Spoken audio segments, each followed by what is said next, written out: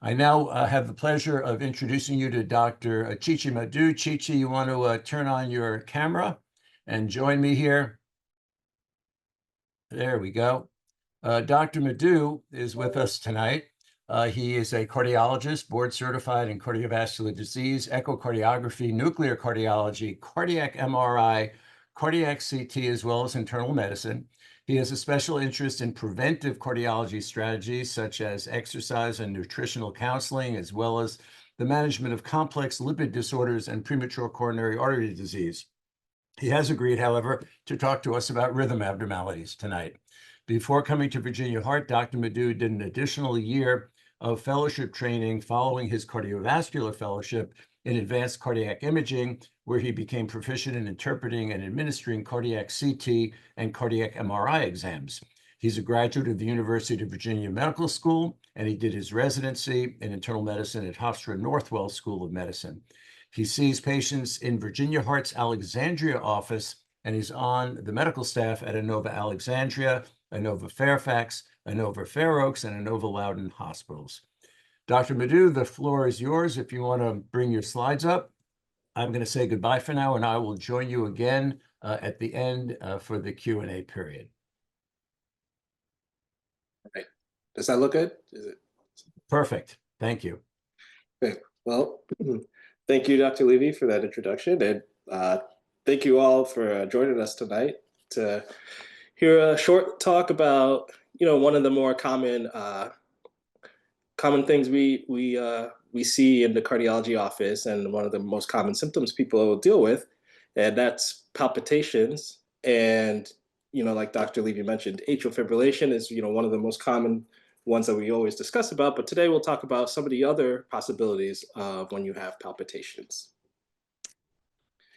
So first, a quick overview of what we'll get into tonight. So first, I'll talk about what are palpitations, and then once you come to see me or any of my colleagues in the cardiology office, what do we talk about? What kind of tests do we run? What type of symptoms are we actually looking for?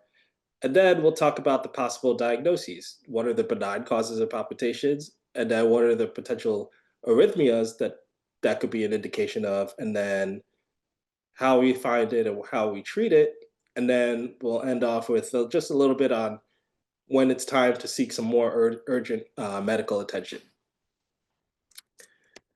So, what exactly are palpitations? When we talk about palpitations, what we really are talking about are just kind of an abnormal feeling in your chest that has to do with your heartbeat and your heart rhythm. It can feel like skipping or racing, fluttering, pounding.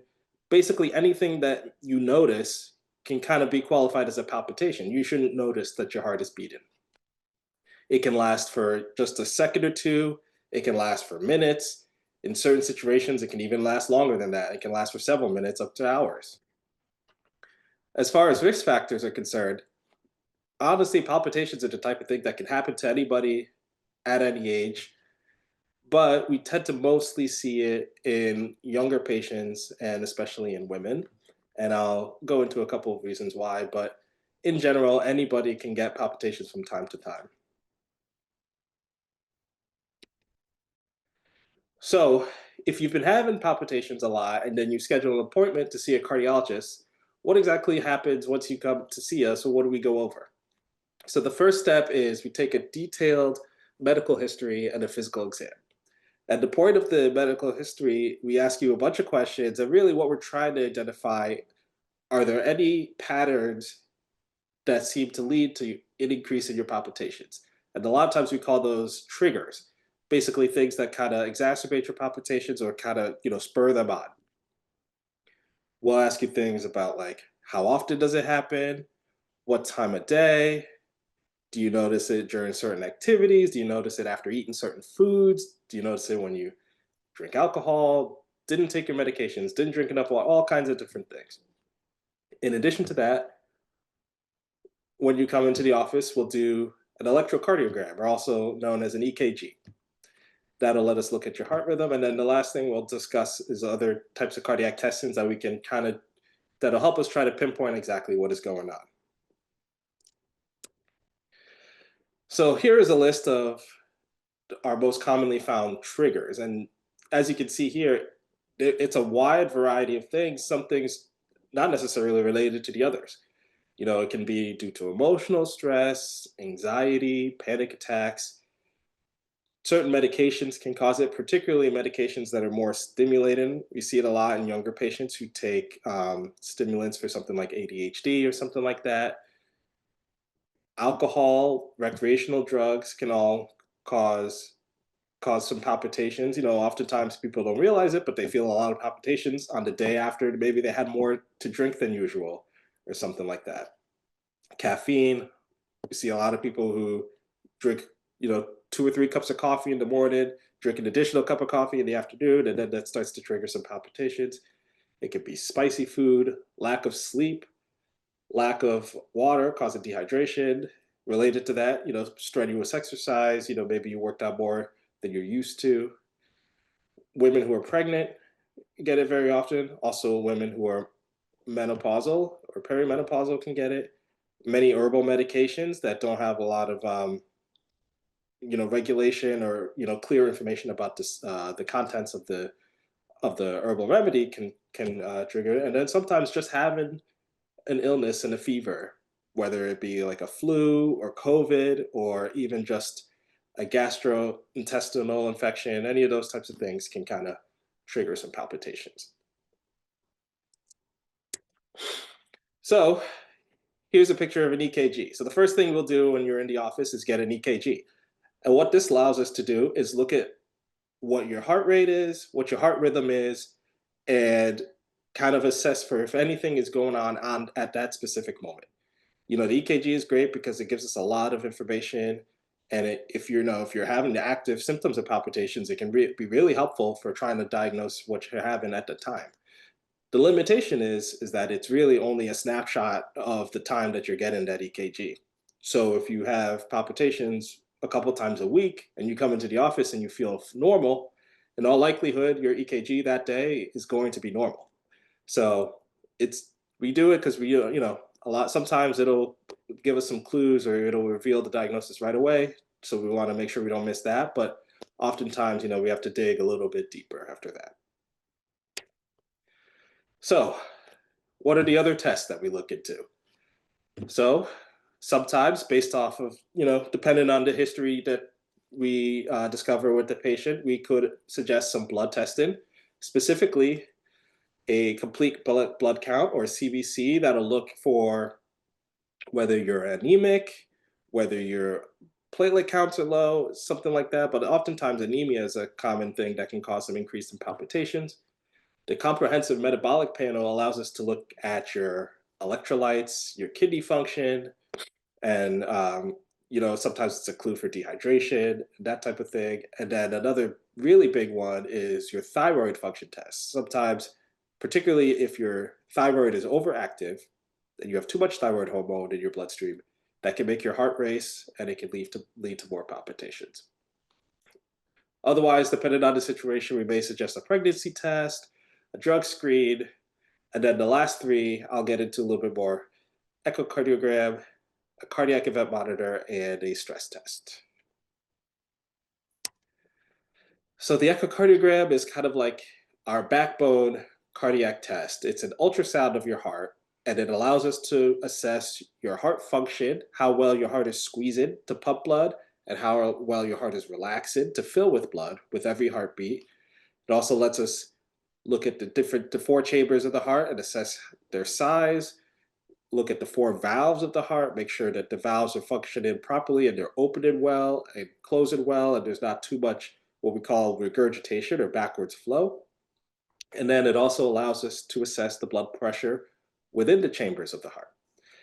And the reason why this is important, and I'll talk about this a little more in a little bit, is that if you have normal heart function, then it really changes our approach to palpitations, because if you have normal heart function, then the vast likelihood of your palpitations are going to be benign symptoms that we do not necessarily need to treat aggressively. If for some reason your heart function is decreased and you have what is called a cardiomyopathy or congestive heart failure, then that changes the direction that we go with our testing, and it changes how aggressive we may or may not need to be with whatever potential arrhythmias you may have. So right off the bat, if this is your first time seeing a cardiologist and you're having some palpitations, an echocardiogram is very often ordered so that we can get a sense for what your heart function is and whether or not anything more intensive would need to be done afterwards. So this test, the cardiac event monitor, is also a really good baseline test that allows us to get more information about the characteristics of your palpitations. Because like I said before, oftentimes, you don't have the palpitations constantly. And so when you come to the office, you may feel normal and we can't really do anything about it. So this allows us to monitor how you're feeling when you're at home over the course of some set amount of days. So what it is a small device. It's probably about, I'd say like 3 or 4 inches long. And we stick it on your chest and you wear it for a predetermined amount of time, honestly, dependent on how frequent your symptoms are.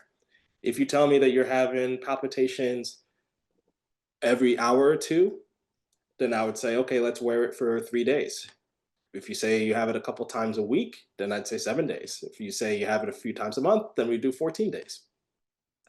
And what this does is it's basically like a rudimentary EKG that you get in the office that's being continuously recorded over that length of time.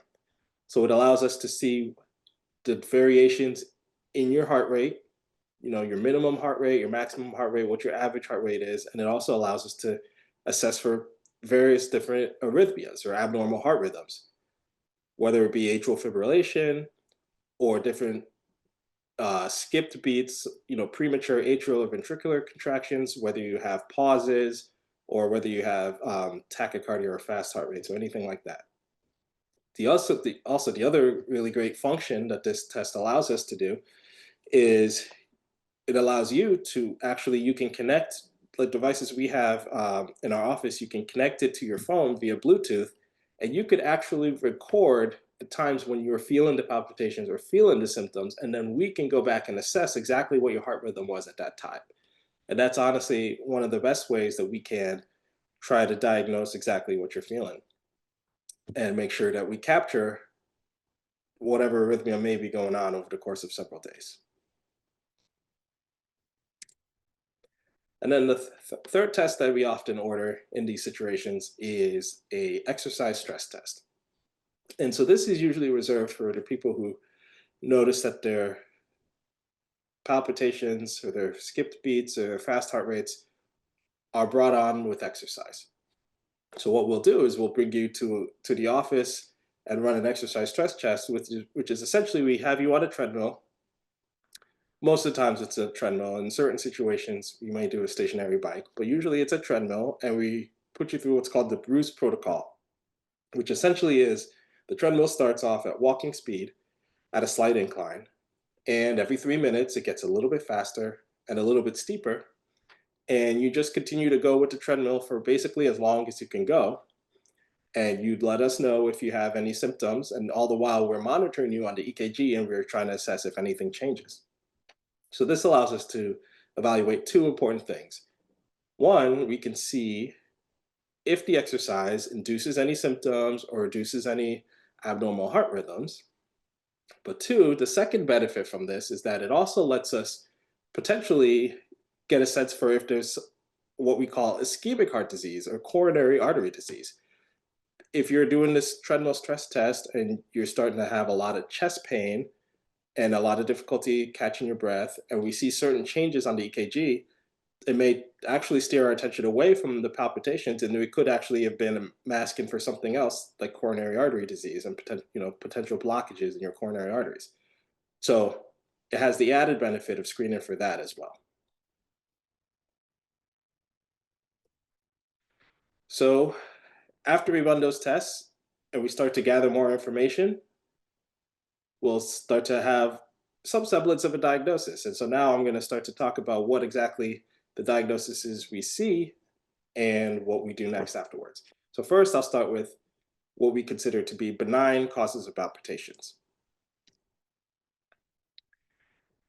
So in general, most of the time, palpitations are benign and do not have dangerous ramifications. And like I said before, this is especially true in people who have normal underlying heart function.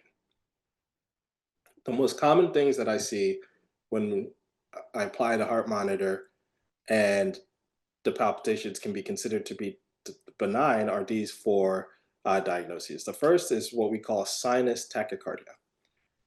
The second is premature atrial vent contractions. Third is premature ventricular contractions. And then the last one is just no arrhythmias at all. You just have completely normal heart rhythm, and it's actually a kind of a pseudo sensation that you were feeling the palpitations.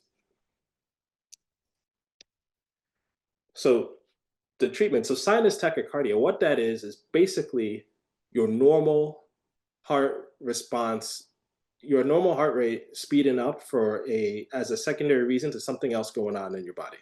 Think of it this way. If you were running, or if you were excited, or if you were just doing any type of activity, the normal response for your heart would be to speed up. And your heart rate would in all likelihood go at least over 100 beats per minute, depending on your age and how strenuous whatever you're doing is. And that's a normal reaction. Sometimes people can feel that and feel that as palpitations. And so sometimes what you're feeling is just your heart's normal reaction to speed up. And then the treatment would be to kind of figure out what exactly is causing your heart to speed up. Sometimes people have, they're getting sick, they have fevers, they have colds, and that's causing their heart rate to speed up. Or like I said before, sometimes some of the triggers that we talked about, like the medications, caffeine, all those types of things can be what's causing it. And so then the treatment would just be identify the cause and then to try to, treat whatever is causing it or eliminate whatever is causing it. And usually the heart rate would refer back to normal. The second two, premature atrial and ventricular contractions, are extremely common, something that pretty much the entire population gets. The only difference is that we all get it to varying degrees. And so what that is I have a little diagram on the side here of the heart. And basically the electrical signaling of the heart starts in that top chamber or the right atrium at the sinus node. And then the signaling transmits to the other chambers of the heart down like an electrical pathway. And with every heartbeat, it transmits in that same sequence every time. Sometimes that top chamber, the atrium, will beat before it's its turn to beat out of sync with the ventricle on its own. And that's a premature atrial contraction. And on the other hand, sometimes the ventricle will beat on its own out of sync with the rest of the electrical cycle, and that's a premature ventricular contraction. So, like I said, people get this, every single person gets this occasionally. You can sometimes feel it, sometimes you can not notice it at all. And it's the type of thing that, we can approach it in different ways. If it's not happening that often, there's nothing wrong with just monitoring it and just seeing if it goes away with time or with changes in circumstance. If it's happening so often that it's really, you're starting to feel it a lot and it's limiting your activity because, you say you're having palpitations constantly, you feel your heart skipping constantly, then we can actually try medications such as a beta blocker, something like, I'm sure some people are familiar with like metoprolol or carvedilol, those types of medications, because they have the benefit of slowing your heart rate down and it can actually suppress some of these extra contractions and help improve your symptoms. For the premature ventricular contractions, or the PVCs, one other thing we have to keep in mind is if they're happening frequently enough, more or less if they're happening over 15 to 20% of your total beats throughout the course of a day, then that's when we would actually be more aggressive about treating it, just because that can have some long-term effect on your heart function. And so if that's the case, we would be more aggressive about the medications, the beta blockers. We could potentially try other anti-arrhythmic medications that specifically interact with this electrical cycle that you see here. And that would be a time when we would refer you to our electrophysiology colleagues, who are cardiologists who specialize in heart rhythm disorders. And they would discuss whether or not you need more aggressive treatment or aggressive medications, or even at the last stage would be something called a catheter ablation, where they can actually use catheters to get into the heart and using radio frequency waves can actually alter the electrical signaling to help prevent those PVCs. So that's kind of the end stage result. But like I said, those are the people that are having them essentially every fourth or fifth beat for a longer period of time. Otherwise, for everyone else, medications or honestly just monitoring them is usually sufficient. All right. So now, what are the arrhythmias that need a little bit more treatment, not counting atrial fibrillation? So basically, the arrhythmias, they fall into two categories: supraventricular tachycardia and ventricular tachycardia. And basically, this first category, SVT, if I go back, are any arrhythmias that originate in the top chambers, the atrium. And the one I'll talk about afterwards, ventricular tachycardia, are any arrhythmias that originate in these bottom two chambers down here. And so SVT is typically very fast heart rates, as high as 200 beats per minute. This is also more often seen in younger patients. And the way it's treated depends on the situation. If you come into the hospital because of it, because your heart is racing 200 beats a minute, you can't get out of it, it's making you have a lot of symptoms, we can give an injectable medication called adenosine that'll basically reset your heart, your electrical cycle and try to get you back to normal. Once that's done, the way to prevent it going forward is twofold. We can give you the beta blockers to help keep your heart rate slow and hopefully suppress it. And there's also maneuvers that you can do at home called Valsalva maneuvers that can actually essentially simulate the adenosine and try to bring your heart rhythm back to normal if you go into one of these episodes. Other than that, if that's not working, if that's not like a sufficient way to keep it from coming back, the long-term treatment would be similar to, like I was talking about with the PVCs, would be a visit with electrophysiology and catheter ablation. And then, as always, managing triggers is always going to be the most important thing if you can identify certain triggers. So here's a quick thing about Valsalva maneuvers. So what that is, it's named after a scientist from a while ago who discovered this. And so what you do is you basically forcefully blow against your closed mouth. It's as you can see in the picture here, the cartoon, that the person is holding their breath and closing their nose, and then you blow out for 15 to 20 seconds. It's also the similar kind of it's the similar reflexes to when you're bearing down as if you're trying to have a bowel movement. And what that does is it causes a change in pressure within your chest. And that change in pressure leads to a reflex in the heart that causes the heart rate to slow down. It's kind of the same maneuver that sometimes you can do if you're getting off an airplane and your ears need to pop. So the most common thing we say is, hold your nose, blow against it, or blow against a closed straw. Sometimes just splashing ice water in your face can work, coughing, or bearing down. And this maneuver is very effective in a lot of people in getting out of the tachycardia. And so, I've had many patients who have the episodes from time to time, and they're able to, relax, get to a quiet place, do one of these maneuvers, and actually resolve their tachycardia on their own. So the last one is ventricular tachycardia, and this one is a little bit more serious than the other tachycardias, particularly in people with congestive heart failure or reduced heart function. This is when you have fast heart rates that are originating from the ventricles, which are the bottom main chambers of the heart that are involved in pumping blood to the rest of the body. So the risk factors are basically any other type of heart disease can kind of put you at risk for potentially having ventricular tachycardia, but most specifically, it's coronary artery disease and congestive heart failure. Coronary artery disease, blockages in the arteries that feed blood to the heart muscle, the coronary arteries, and congestive heart failure when your heart function is reduced. And in addition to that, there's also myocarditis when you have inflammation of your heart muscle, the various congenital heart diseases. Some of them are involved with genetic and family history. Then also profound imbalances in your electrolytes, such as your potassium or your calcium or your magnesium levels. If they get very high or very low, they can put you at risk for a ventricular tachycardia. And then finally, drug use can also, um, whether it's prescription medications or recreational drugs, certain drugs can actually also put you at risk for ventricular tachycardia if they're not taken appropriately. So, in addition to the palpitations, some of the common symptoms you'll get with ventricular tachycardia is chest pain.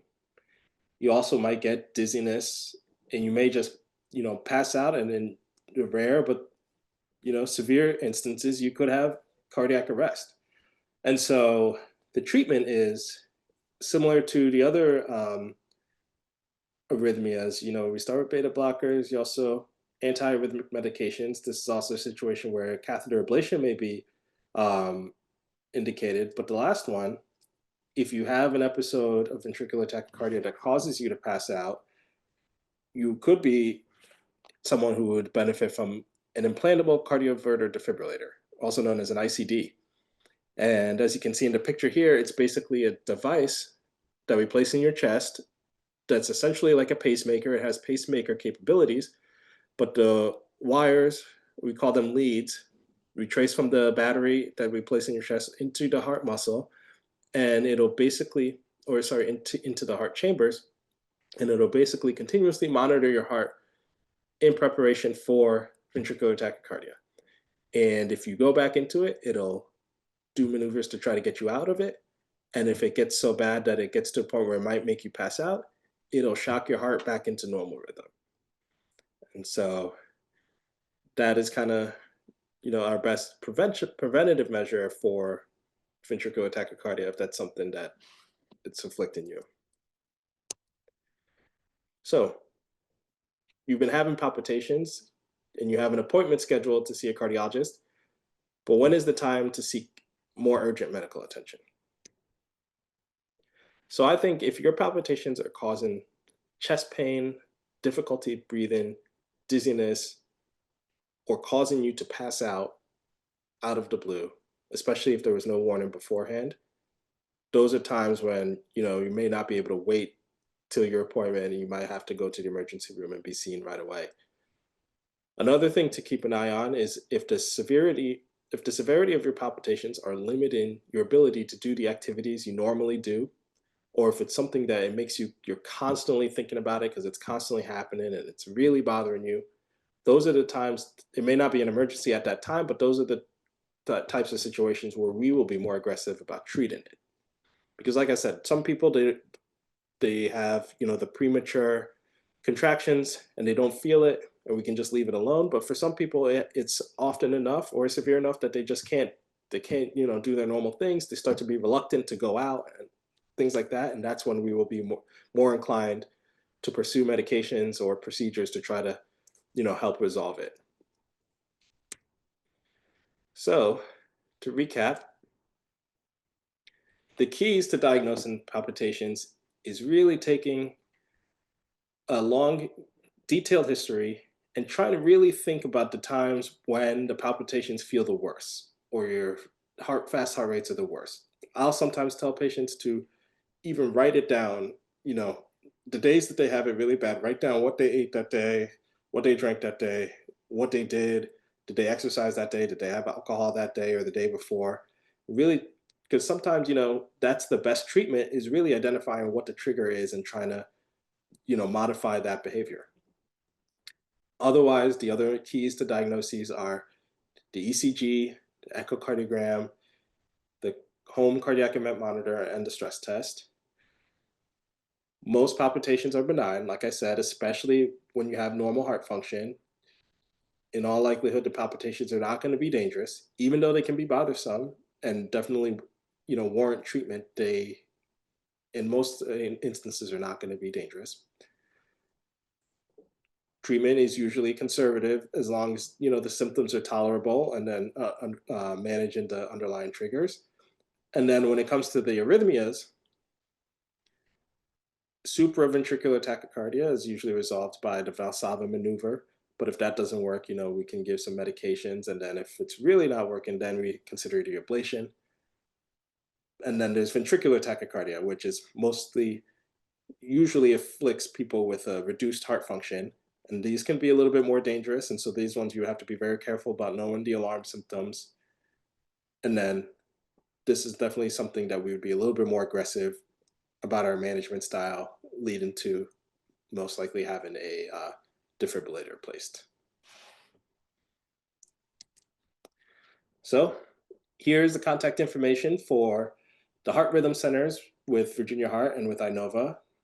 And most of the time, if the palpitations are mild and kind of infrequent, you can see a general cardiologist first, and then we will be able to decide whether you need to be referred to our colleagues in electrophysiology or if we can handle it.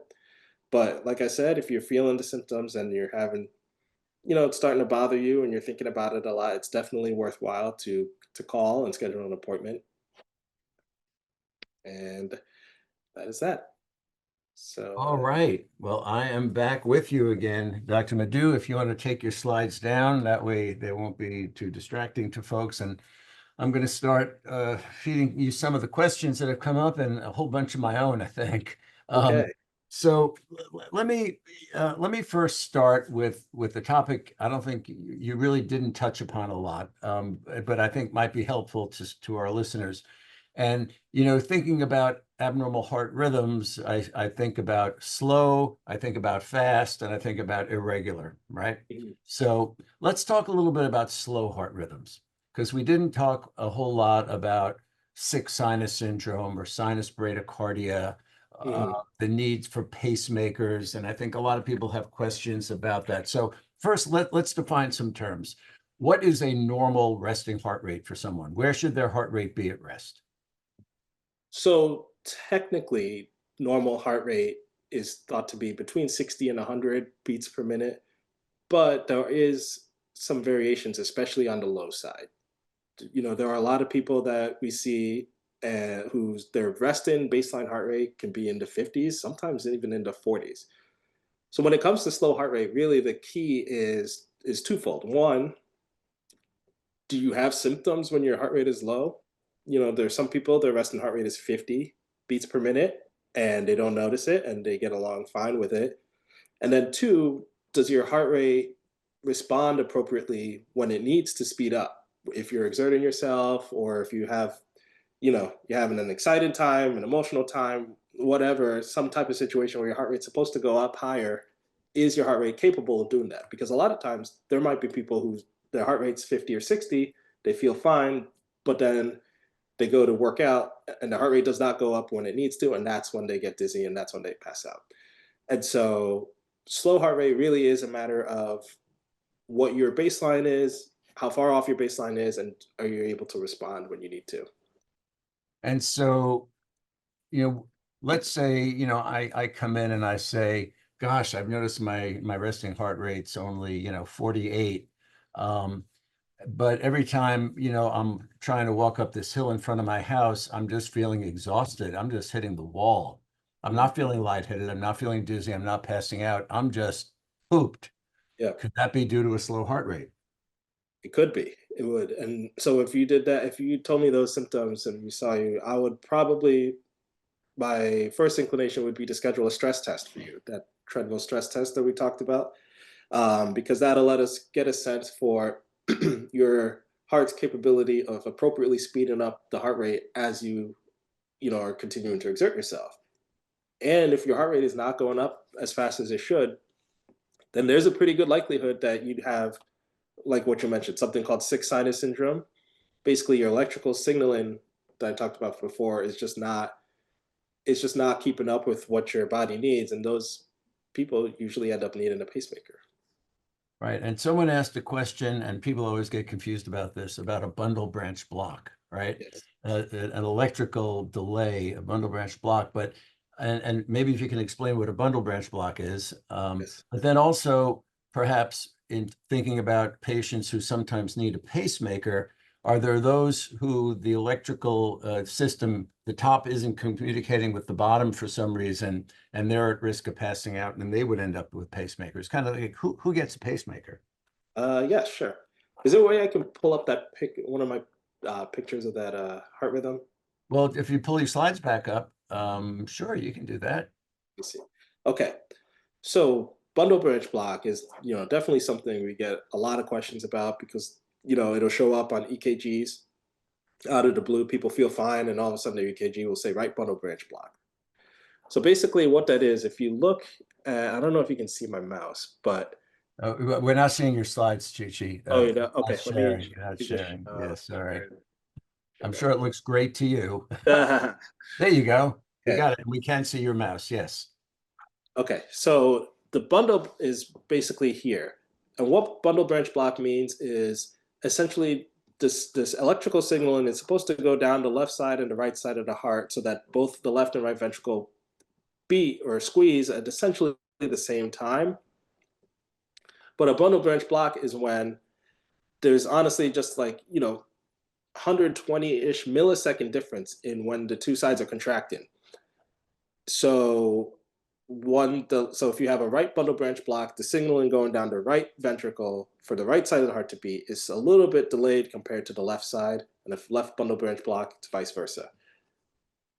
And then there's what we consider complete heart block, which is when basically the signaling that starts here is not transmitted down here. So the top half of the heart is beating at one speed, and the bottom half of the heart is beating at a different speed. So when you have that, that is for sure an indication that you're going to need a pacemaker.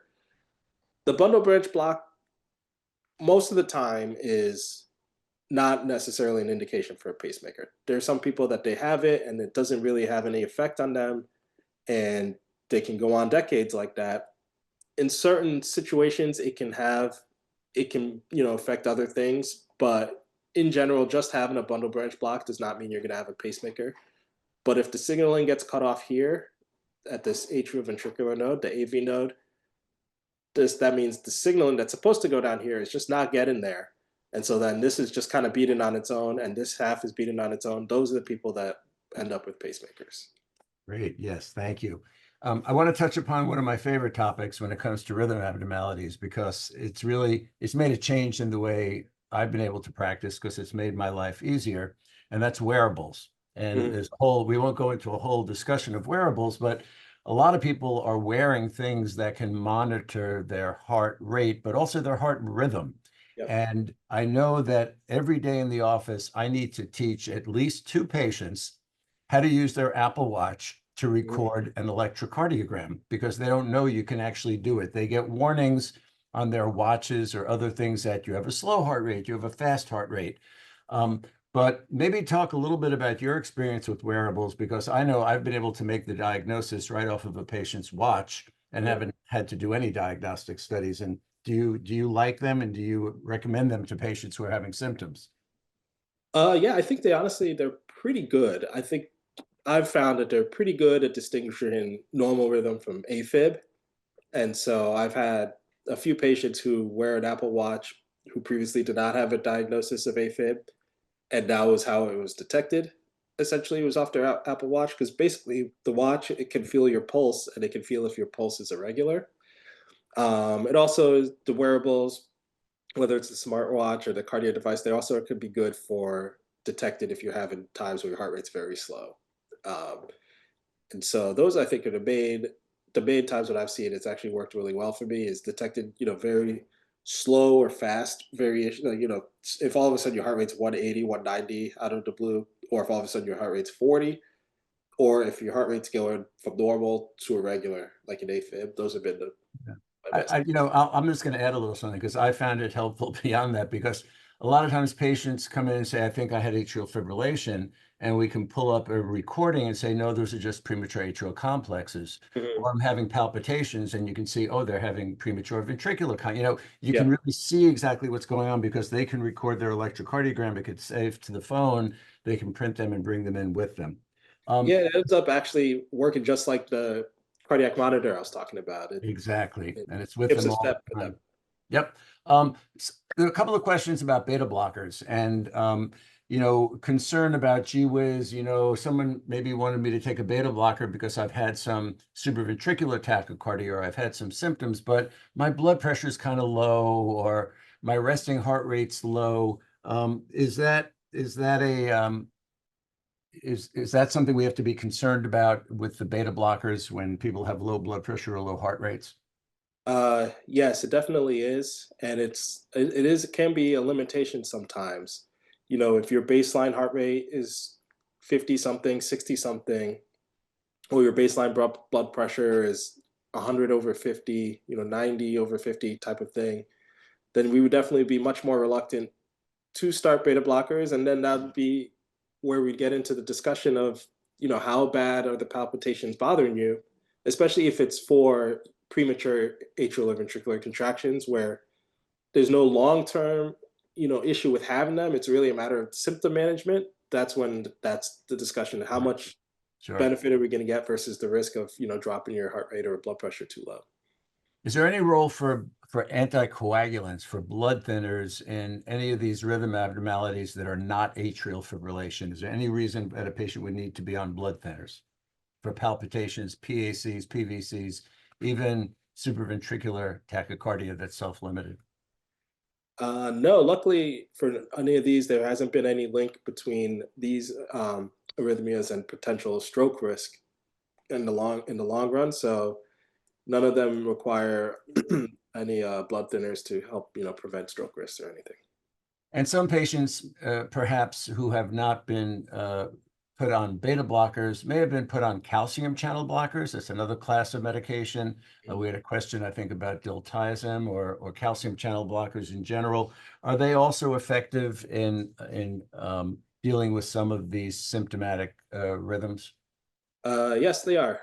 The calcium channel blockers also slow the heart rate and lower the blood pressure, so they work pretty well as well. Sometimes beta blockers are defaulted to because they have some effect in some of the other basically the you it try to there's like some bodily like functions that the beta blockers have a little bit more effect on, some type of like hormonal surges and stuff like that. But in general, diltiazem um, and all the other calcium channel blockers work just as fine for a lot of these. Hey, I read something recently that I found interesting because I didn't know this. I think there are a lot of patients who are very sensitive to caffeine. I mean, there are some people who are just really sensitive to caffeine. They drink caffeine, they get palpitations. And um, what I read was that caffeine hangs around a lot longer than I think we imagined. Mhm, That caffeine can affect you for 8 to 10 hours mhm. after you consume it. So if any of the folks out there are sensitive to caffeine, um, be aware of that, and especially if you have trouble getting to sleep at night. Um, just kind of throwing that out there. Yeah, yeah. Um, I'm hoping that doesn't happen to me. I'd be in a lot of pain without caffeine in the morning. I hear you. I hear you. A lot of people check their blood pressures at home, and a lot of the home monitors will give them a warning. It'll say irregular heartbeat or irregular heart rhythm. Mhm. Um, what should someone do if they get that? But they're feeling fine, but this thing is telling them they have some irregularity. I think if you feel fine and you don't have any symptoms and your blood pressure is relatively fine, I would definitely take note of that. If it happens more than once, then I would definitely schedule an appointment to see the cardiologist because you could have, even if it happens just once, I think it might be worthwhile to see a cardiologist because you may have some silent atrial fibrillation that's happening. And so we would want to make sure we can try to detect that. Um, but yeah, it's not an emergency if you don't have any symptoms and your blood pressure is normal. And again, I think it's important to kind of repeat what you talked about, like when should you seek medical care? And more importantly, a question I get a lot is when should I go to the emergency room? Mhm. Not like when should you make a doctor's appointment, but like when should I go to an emergency room with any rhythm abnormality? Can you just kind of quickly give people the top 3 or 4 things again? When should you go to the emergency room? I think if you're having chest pain with it, you're having trouble catching your breath, you're feeling very dizzy, lightheaded, to the point where you're not able to function normally. You can't do your normal activities. And if you pass out or lose consciousness at all. If any of those situations, I think it's worth seeking more urgent medical attention. Because, like I said, there may be a more significant arrhythmia that's going on that's causing those. So I would say chest pain, trouble breathing, dizziness, passing out, definitely get seen. Yeah. Another question here about length of monitoring. I think this, again, opens the door to another good question. You talked about how we can put ambulatory rhythm monitors on patients for 3 days, 7 days, 14 days. But, someone who's having symptoms once in a blue moon or serious symptoms, rarely, the likelihood of catching it in that short window is probably pretty small. We talked about wearables, which are great because they're with you all the time. But if you have a patient who's passing out twice a year, a wearable is probably not going to help you.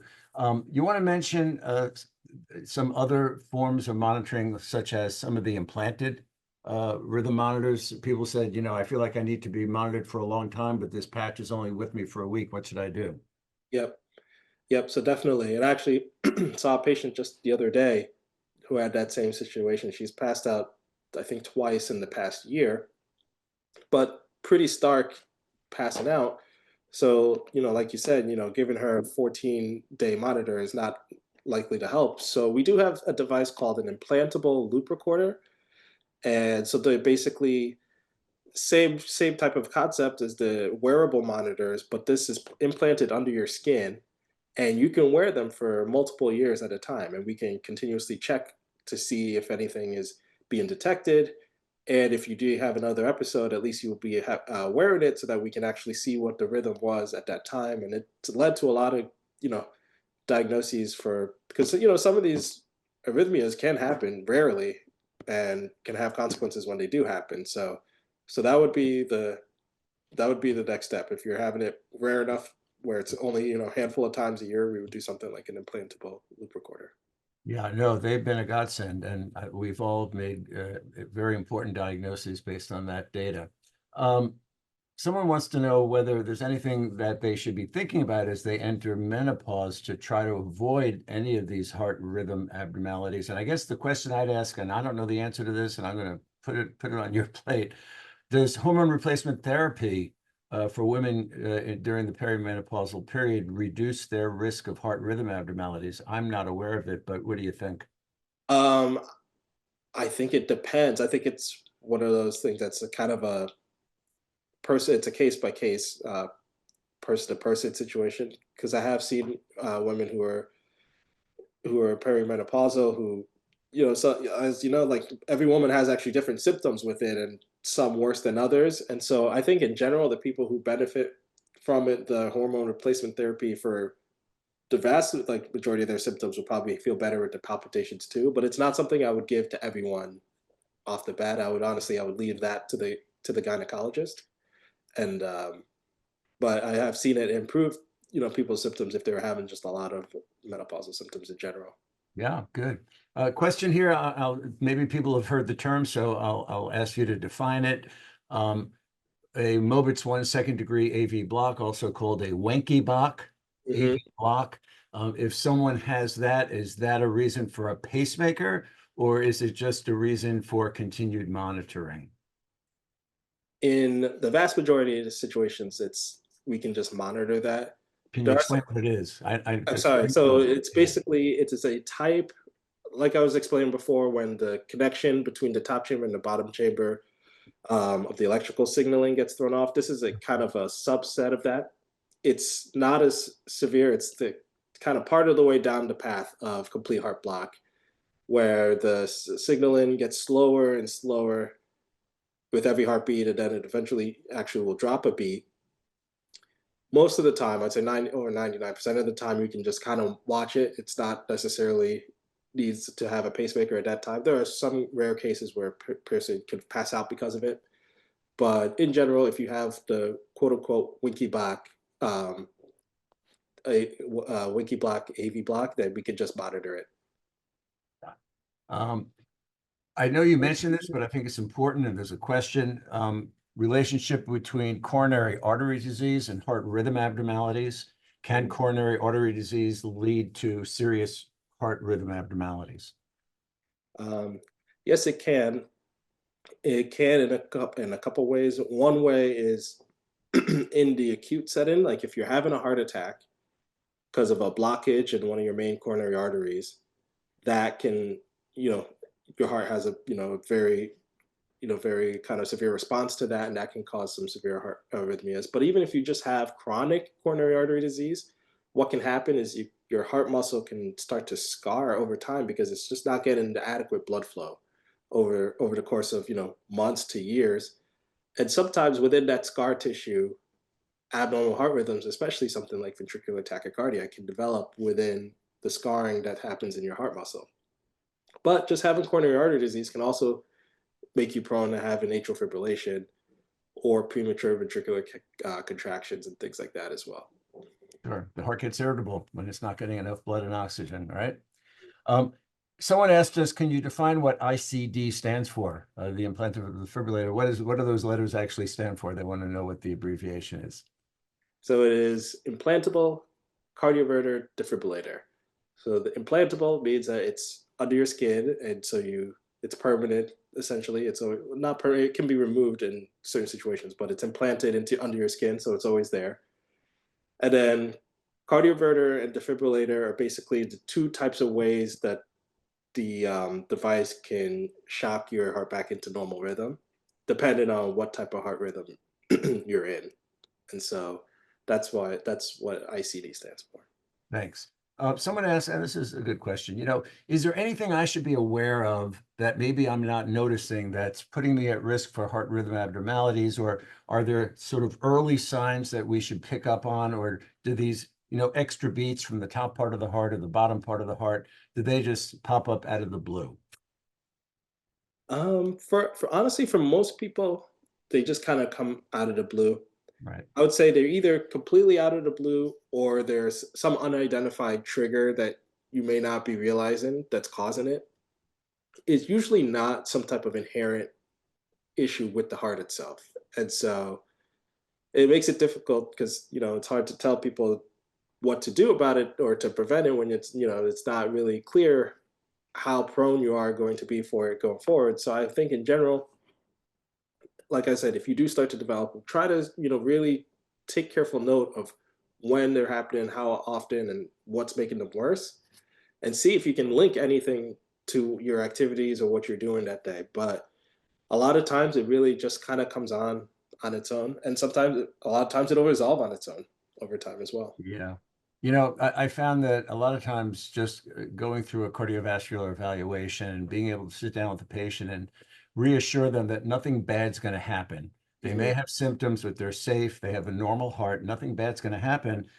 Really helps patients because they worry less about it. Because if you think about it, you start having some symptoms, you get nervous, you secrete some adrenaline into your bloodstream, the symptoms get worse, you get more nervous, and now you're into a real snowball effect. And hopefully for a lot of patients who have these benign rhythm abnormalities or extra beats, reassurance can go a long way. And Yeah, that can really help with managing these symptoms. yeah. I Um, would say the probably the most common things I've seen that cause them are emotional or psychological stressors, dehydration. A lot of people just don't realize that they're not drinking enough water for what, especially in the summertime.